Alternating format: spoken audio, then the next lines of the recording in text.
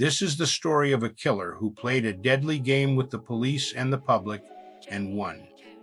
The terror began on a cold December night in 1968 on a lonely lover's lane. Two teenagers, David Faraday and Betty Lou Jensen, were shot and killed. This was just the start.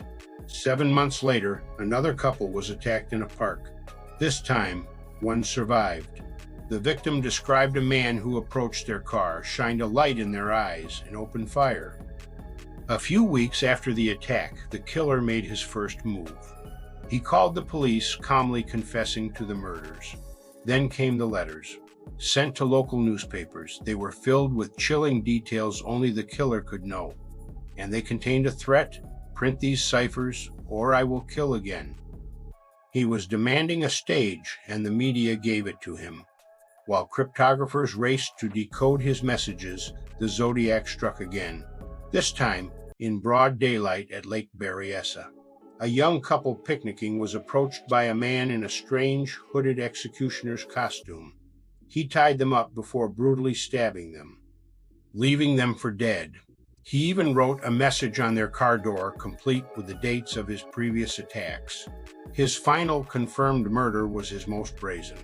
A taxi driver named Paul Stein was shot in the back of the head in a wealthy San Francisco neighborhood.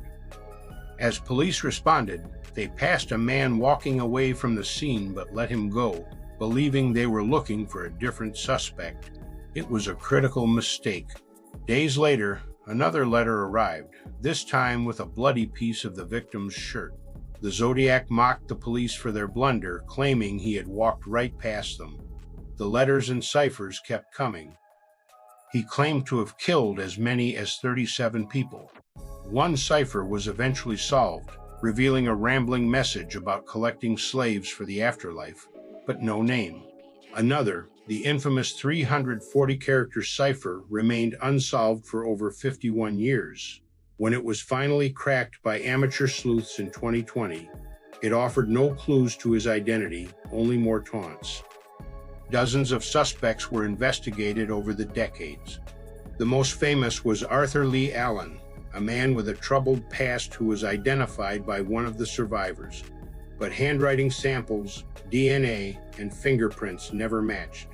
The evidence was always just circumstantial, a series of chilling coincidences that led nowhere. After 1974, the letters stopped. The Zodiac Killer simply disappeared. Did he die?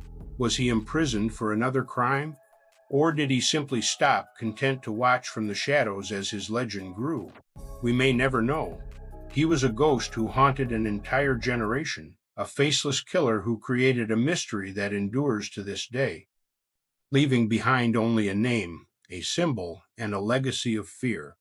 Thanks for watching.